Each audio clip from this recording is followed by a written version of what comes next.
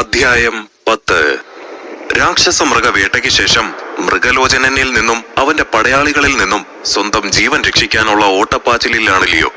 ചീനുവും അവനോടൊപ്പമുണ്ട്. മൃഗലോചനൻ തന്റെ തൊട്ടടുത്തെത്തിയെന്ന് മനസ്സിലാക്കിയ ലിയോ വേഗത്തിൽ ഓടാൻ ശ്രമിച്ചു. ചീനോ, ഈ കോടാലിയുടെ ഭാരം കാരണം എനിക്ക് വേഗത്തിൽ ഓടാൻ കഴിയുന്നില്ല. ലിയോ ചീനുവിനെ നോക്കി വിളിച്ചു പറഞ്ഞു. സമയം കളയാതെ നിനക്ക് കിട്ടിയ ആത്മശക്തി എന്താണെന്ന് നോക്ക് ലിയോ, ചീനു പറഞ്ഞു. ആത്മശക്തി വരട്ടെ എന്ന് ലിയോ പറഞ്ഞതും ചത്ത മൃഗത്തിന്റെ ആത്മശക്തി അവന് മുന്നിൽ തെളിഞ്ഞു. അതവന്റെ ശരീരത്തിനെ വലയം ചെയ്തതും അവനിൽ മാറ്റങ്ങൾ പ്രകടമാകാൻ തുടങ്ങി. ഒരു നിമിഷം എന്താണ് നടക്കുന്നതെന്ന് അവനെ മനസ്സിലായില്ല. ഇതാണ് രൂപം മാറ്റുന്ന ആത്മശക്തി, ചീനു അവനെ നോക്കി അത്ഭുതത്തോടെ പറഞ്ഞു. രൂപം മാറ്റുന്ന ആത്മശക്തിയോ? അതെന്താണ് ചീനു? ലിയോ അതെന്താണെന്ന് ചീനുവിനോട് ചോദിക്കുന്ന സമയത്ത് തന്നെ അവന്റെ രൂപം പൂർണ്ണമായും മാറി. അവൻ കൊന്ന രാക്ഷസ മൃഗത്തിന്റെ രൂപത്തിന്റെ ചെറിയൊരു പകർപ്പായി മാറി. ആ മൃഗത്തിന്റെ ശക്തിയും വേഗതയും ലിയോയിലേക്ക് വന്നു ചേർന്നു. ലിയോ ഒരു പകപ്പോടെ താഴേക്ക് നോക്കി. അവനിപ്പോൾ വേഗത്തിൽ ഓടാൻ 4 കാലുകളുണ്ട്. മാത്രമല്ല ആ സ്വർണ്ണ മഴു നിസ്സാരമായി ഉയർത്തി തോളിൽ വെച്ചുകൊണ്ട് അവൻ കാടിനുള്ളിലേക്ക് ഓടിമറഞ്ഞു. എത്ര ശ്രമിച്ചിട്ടും മൃഗലോചനന്റെ പടയ്ക്ക് അജ്ഞാതനായ സ്വർണ്ണ മനുഷ്യനെ പിടിക്കാൻ കഴിഞ്ഞില്ല. പരാജയത്തിന്റെ രുചി അറിഞ്ഞ മൃഗലോചനൻ ദേഷ്യം കൊണ്ട് വിറച്ചു. ചുറ്റുമുള്ളവരെ നോക്കി അവൻ ഉച്ചത്തിൽ അലറി. അവനാരായിരുന്നാലും കണ്ടെത്തി എന്റെ മുന്നിൽ കൊണ്ടുവാ. എനിക്ക് സ്വന്തമായതിനെ മോഷ്ടിച്ചതിന് എന്റെ കൈകൊണ്ട് തന്നെ എനിക്ക് അവനെ അടിച്ചു കൊല്ലണം. സ്വർണ്ണ മനുഷ്യനെ എത്ര അന്വേഷിച്ചിട്ടും ആർക്കും കണ്ടെത്താൻ കഴിഞ്ഞില്ല. ഒടുവിൽ മൃഗലോചനന്റെ സൈന്യം നിരാശയോടെ മടങ്ങിയെത്തി. മൃഗലോചനന്റെ മുഖം ദേഷ്യം കൊണ്ട് ചുവന്നു. അയാളുടെ ഇത്രയും തീവ്രമായ ദേഷ്യം റൈഡൻ നഗരത്തിലെ ആളുകൾ ആദ്യമായിട്ടായിരുന്നു കാണുന്നത്. മൃഗലോചനന്റെ പടയ്ക്ക് പിന്നിൽ നിന്നിരുന്ന മുഷ്ടിവീരൻ നികണ്ഠന്റെ പടയാളികൾ ചിലരും അവിടെ നടന്ന കാര്യങ്ങളെക്കുറിച്ച് പരസ്പരം സംസാരിക്കുന്നത് മൃഗലോചനന്റെ ചെവിയിൽ വീഴുന്നു. ഷോ, എന്നാലും അതാരായിരിക്കും? കൊടുങ്കാറ്റ് പോലെ വന്ന് ഒരു നിമിഷം കൊണ്ട് എല്ലാം എടുത്തുകൊണ്ട് പോയില്ലേ? ഒരു വേട്ടക്കാരന് സ്വർണ്ണക്കോടാലി കിട്ടുന്നത് എത്ര വലിയ അംഗീകാരമാണെന്നറിയാമോ? ഒരാൾ പറഞ്ഞു. എന്നാലും ഇത്രയും പേര് അവനെ ചുറ്റി വളഞ്ഞിട്ടും അവരെയെല്ലാം കബളിപ്പിച്ചുകൊണ്ട് രക്ഷപ്പെട്ടു പോയ അവൻ തീർച്ചയായും മികച്ച ഒരു വേട്ടക്കാരനായിരിക്കും. മിണ്ടാതിരിക്കടാ. നമ്മൾ പറയുന്നതൊക്കെ മൃഗയുടെ ചെവിയിൽ വീണാൽ അവന് വിഷമമാകും. അവനാണ് ഏറ്റവും വലിയ വീരൻ എന്നല്ലേ വിചാരിച്ചിരിക്കുന്നത്. അങ്ങനെയുള്ളപ്പോഴാണോ അവൻ കേൾക്കെ നമ്മൾ മറ്റൊരു വീരനെ പുകഴ്ത്തുന്നത്? മറ്റൊരുവൻ പരിഹാസത്തോടെ പറഞ്ഞു. നികണ്ഠന്റെ പടയാളികൾ പൊട്ടിച്ചിരിച്ചു. എല്ലാം കേട്ട് മൃഗലോചനന് ദേഷ്യം വന്നു. പക്ഷെ അവൻ പ്രതികരിക്കാൻ പോകാതെ പല്ലിറുമി ദേഷ്യം അമർത്തിക്കൊണ്ട് മുന്നിലേക്ക് നടന്നു. പക്ഷെ സെമ്പിയനെ മറ്റുള്ളവർ അവന്റെ സുഹൃത്തിനെ അപമാനിക്കുന്നത് സഹിച്ചില്ല. ആരെങ്കിലും മൃഗയെക്കുറിച്ച് തെറ്റായി എന്തെങ്കിലും പറഞ്ഞാൽ ഈ നിമിഷം ഞാൻ അവരുമായുള്ള എല്ലാ ബന്ധവും അവസാനിപ്പിക്കും. മൃഗന്റെ ശക്തിയെക്കുറിച്ച് നിങ്ങൾക്ക് എന്തെങ്കിലും സംശയമുണ്ടെങ്കിൽ ഇവിടെ വെച്ച് തന്നെ മൃഗനുമായി പോരടിച്ചു നോക്കാം. അതുവഴി യഥാർത്ഥ വേട്ടക്കാരൻ ആരാണെന്ന് നിങ്ങൾക്ക് മനസ്സിലാകും. സംശയമുള്ളവർ മുന്നോട്ട് വരീനടാ. സെമ്പിയൻ ചുറ്റും കൂടി നിന്നവരെ നോക്കി വെല്ലുവിളിച്ചു. നീ എന്തിനാ ഇങ്ങനെ ദേഷ്യപ്പെടുന്നത് സെമ്പിയ? മൃഗലോചനനോട് പോരടിക്കാൻ തക്കവണ്ണം ശക്തനായ ഒരുവനെ നീ ഇന്ന് കണ്ടില്ലേ? അവന്റെ അടുത്ത് പോയി നിങ്ങളുടെ ശൗര്യം കാണിക്കേ. നികണ്ഠൻ ശാന്തനായി പറഞ്ഞു. നികണ്ഠ, നീ പറഞ്ഞതിനോട് ഞാൻ യോജിക്കുന്നു. അവൻ മിടുക്കനാണ്. പക്ഷെ എന്നേക്കാൾ മികച്ച വേട്ടക്കാരനല്ല. ഭാഗ്യം തുണച്ചത് കൊണ്ട് മാത്രമാണ് അവൻ എന്റെ കയ്യിൽ പെടാതെ രക്ഷപ്പെട്ടത്. അവൻ ആരാണ്, എവിടെ നിന്ന് വരുന്നു എന്നൊന്നും എനിക്കറിയില്ല. എന്തായാലും ഒന്നോർത്തോ, അവന്റെ അന്ത്യം എന്റെ കൈകൊണ്ടായിരിക്കും. അത്രയും പറഞ്ഞിട്ട് മൃഗലോചനൻ അവന്റെ സൈന്യവുമായി അവിടെ നിന്ന് പോയി. നിങ്ങളിൽ ആർക്കെങ്കിലും ആ സ്വർണ്ണ മനുഷ്യൻ ആരാണെന്നറിയാമോ? റൈഡൻ നഗരത്തിലെ ആരെങ്കിലും നിങ്ങൾക്ക് സംശയമുണ്ടോ? നികണ്ഠൻ തന്റെ സൈനികരോട് അന്വേഷിച്ചു. ഞങ്ങൾക്കാർക്കും അവൻ ആരാണെന്ന് അറിയില്ല നേതാവേ. ഞങ്ങൾ ഇതുവരെ അങ്ങനെ ഒരാളെ കണ്ടിട്ടില്ല. പക്ഷേ റൈഡൻ നഗരത്തിലെ ഒരാൾ അവനെ മുൻപ് കണ്ടിട്ടുണ്ടെന്ന് തോന്നുന്നു. അത് വിപാഷിയുടെ സൈന്യത്തിലെ ഒരാളാണ്, പടയാളികളിൽ ഒരാൾ പറഞ്ഞു. അത് കേട്ട് മറ്റുള്ളവർ ഞെട്ടി. അതാരാണെന്ന് അറിയാനായി അവർ ആകാംക്ഷയോടെ നിന്നു. ആരാണ് അയാൾ? നികണ്ഠൻ ആവേശത്തോടെ ചോദിച്ചു. അതാരാണെന്ന് അറിയില്ല. പക്ഷെ ആ സ്വർണ്ണ മനുഷ്യൻ വന്ന സമയത്ത് വിപാഷിയുടെ സൈന്യത്തിൽ ഒരാൾ സൂര്യൻ എന്ന് പറഞ്ഞത് ഞാൻ വ്യക്തമായി കേട്ടു. ഒരുപക്ഷെ അതായിരിക്കും ആ സ്വർണ്ണ മനുഷ്യന്റെ പേര്, പടയാളി പറഞ്ഞു. വിപാഷിയുടെ സൈന്യത്തിൽ സൂര്യൻ എന്ന് പറഞ്ഞത് ആരാണെന്ന് എത്രയും പെട്ടെന്ന് അന്വേഷിച്ച് കണ്ടെത്തണം. പടയാളികളോട് ആജ്ഞാപിച്ചുകൊണ്ട് നികണ്ഠൻ സൈന്യവുമായി അവിടെ നിന്ന് പോയി. മറുഭാഗത്തെ ലിയോ എരുമയുടെ തലയും മനുഷ്യന്റെ ഉടലും കുതിരയുടെ കാലുകളുമായി കയ്യിൽ ഇരുതല മൂർച്ചയുള്ള സ്വർണ്ണ മഴുവുമേന്തി തിരിഞ്ഞു നോക്കാതെ ഓടിക്കൊണ്ടിരിക്കുന്നു.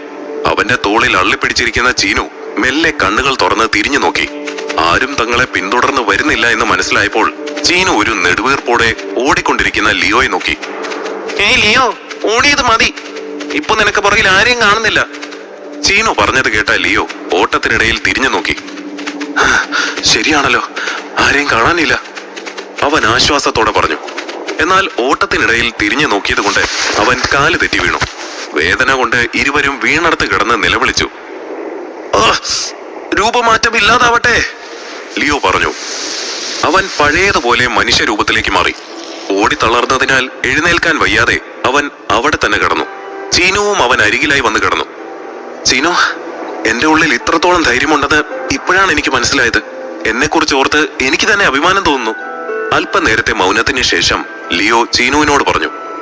നിനക്കൊട്ടും പക്വതയില്ല ലിയോ, ഇന്നു മുതൽ നീ വളരെയധികം സൂക്ഷിക്കണം. ഇപ്പോൾ റൈഡൻ നഗരത്തിലെ എല്ലാവരും നിന്നെക്കുറിച്ചുള്ള അന്വേഷണത്തിലായിരിക്കും. ചീനു മുന്നറിയിപ്പ് പോലെ അവനെ നോക്കി പറഞ്ഞു. ഏയ്, അതൊന്നും ഓർത്ത് എനിക്കിപ്പോ പേടിയില്ല. എന്റെ കയ്യിൽ സ്വർണ്ണ കവചമുണ്ടല്ലോ, ആർക്കും എന്നെ മനസ്സിലായി കാണില്ല, ലിയോ അഹങ്കാരത്തോടെ പറഞ്ഞു. ആ കവചം കിട്ടിയത് മുതൽ നീ അഹങ്കാരിയായി ലിയോ. നിനക്ക് വേണമെങ്കിൽ ആ സ്വർണ്ണ കവചത്തിൽ നിന്നെ മുഴുവനായി ഒളിപ്പിക്കാം. പക്ഷേ ഈ സ്വർണ്ണ മഴുവിനെ നീ എങ്ങനെ ഒളിപ്പിക്കും? ചീനു സ്വർണ്ണ മഴുവിനെ ചൂണ്ടി ലിയോയോട് ചോദിച്ചു. അപ്പോഴാണ് ലിയോയും അതിനെക്കുറിച്ച് ചിന്തിച്ചത്.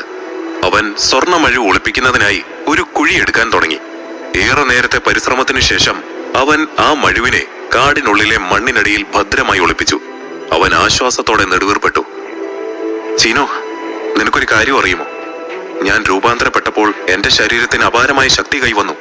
എന്റെ വേഗത നീ കണ്ടില്ലേ? അവരൊക്കെ ശരിക്കും ഭയന്നതാണോ? ലിയോ പറഞ്ഞു. നീ ആ പരിവർത്തന ശക്തി ഉപയോഗിച്ചല്ലേ രക്ഷപ്പെട്ടത്. എന്തായാലും ഈ ശക്തി ഉണ്ടെന്നും പറഞ്ഞ് നീ അവരോട് എതിരിടാൻ നിൽക്കാത്തത് നന്നായി. അങ്ങനെങ്ങാനും ചെയ്തിരുന്നെങ്കിൽ അവര് നിന്നെ വലിച്ചു കയറി ഒട്ടിച്ചേനെ, ചീനു പറഞ്ഞു. അതെന്താ? ലിയോ സംശയത്തോടെ ചീനുവിനോട് ചോദിച്ചു. ആ രൂപമാറ്റ ശക്തി നിന്റെ ശരീരത്തിൽ കുറച്ച് സമയത്തേക്ക് മാത്രമേ നിലനിൽക്കൂ. അത് നിന്റെ ശരീരത്തിൽ കൂടുതൽ നേരം നിലനിൽക്കണമെങ്കിൽ നീ കൂടുതൽ സെൽ പോയിന്റുകൾ ശേഖരിക്കണം. മാത്രമല്ല, ആ പരിവർത്തന ശക്തി എല്ലാവർക്കും ഉപയോഗിക്കാൻ കഴിയില്ല. അത് ഉപയോഗിക്കണമെങ്കിൽ ശരീരം ശക്തിയുള്ളതായിരിക്കണം. ബലഹീനനായ ഒരുവൻ ആ ശക്തി ഉപയോഗിക്കുകയാണെങ്കിൽ അവന്റെ ജീവൻ തന്നെ നഷ്ടപ്പെട്ടേക്കാം. ഈ ശക്തി കയ്യിലുണ്ടെന്ന് കരുതി എപ്പോഴും അതെടുത്ത് പ്രയോഗിച്ചാൽ അത് നിന്റെ ജീവന് തന്നെ ആപത്തായി മാറിയേക്കാം. അത്യാവശ്യ ഘട്ടങ്ങളിൽ മാത്രമേ അത് ഉപയോഗിക്കാൻ പാടുള്ളൂ. നിനക്ക് ഞാൻ പറയുന്നത് മനസ്സിലാകുന്നുണ്ടോ? ചീനു രൂപാന്തര ശക്തിയെക്കുറിച്ച് അവനോട് വിശദീകരിച്ചു. ഓഹോ, ഇതിൽ ഇത്രയൊക്കെ കാര്യങ്ങളുണ്ടോ? ശരിക്കും ഈ ലോകം എന്നെ ഓരോ കാര്യങ്ങളിലും അത്ഭുതപ്പെടുത്തുന്നു, ലിയോ ആശ്ചര്യത്തോടെ ചീനുവിനോട് പറഞ്ഞു. സ്വർണ്ണ കോടാലി ഒളിപ്പിച്ചതിന് ശേഷം ലിയോ ചീനുവിനൊപ്പം റൈഡൻ നഗരത്തിലേക്ക് മടങ്ങി. ലിയോ റൈഡനിൽ എത്തിയപ്പോൾ നഗര കവാടത്തിൽ സെമ്പിയനും അനുയായികളും നിൽക്കുന്നത് കണ്ടു. അവർ നഗരത്തിലേക്ക് കടക്കാൻ നിൽക്കുന്നവരെയെല്ലാം പരിശോധിച്ചിട്ടാണ് കടത്തിവിടുന്നത്.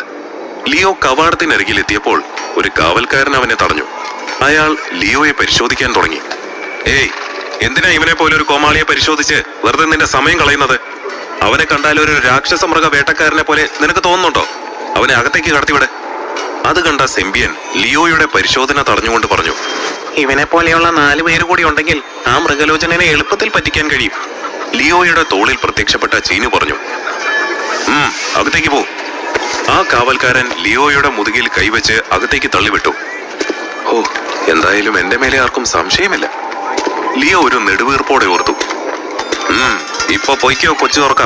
പക്ഷേ അധികം വൈകാതെ തന്നെ ഞാൻ നിന്റെ കാര്യത്തിൽ ഒരു തീരുമാനമാക്കുന്നുണ്ട്, സെമ്പിയൻ ഭീഷണിയോടെ പറഞ്ഞുകൊണ്ട് ലിയോയെ അകത്തേക്ക് വിട്ടു. ലിയോ നടക്കുന്ന വഴിയിലെല്ലാം ആളുകൾ സംസാരിക്കുന്നത് ശ്രദ്ധിച്ചു. എല്ലാവർക്കും പറയാനുള്ളത് രാക്ഷസ വേട്ടയെക്കുറിച്ചാണ്.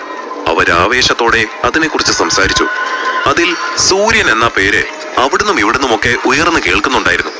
എന്നാൽ യഥാർത്ഥത്തിൽ സൂര്യൻ ആരാണെന്നോ ഈ പേരുപയോഗിച്ചത് ആരാണെന്നോ ആർക്കും അറിയില്ല. റൈഡൻ നഗരത്തിലുള്ളവർ സത്യമെല്ലാം അറിയുമോ എന്ന ഭയമുണ്ടെങ്കിലും മൃഗലോചനെ എതിർക്കാൻ കഴിഞ്ഞതോർത്ത് ലിയോയ്ക്ക് സന്തോഷം തോന്നി. താമര സൂര്യൻ എന്ന പേര് പറഞ്ഞതറിഞ്ഞ ലിയോയ്ക്ക് അവളോട് ദേഷ്യം തോന്നി. ഓ താമര, നീ സൂര്യൻ എന്ന പേര് പറഞ്ഞ് സ്വയം കുഴപ്പത്തിൽ ചാടിയല്ലോ, അവൻ ചിന്തയോടെ പറഞ്ഞു.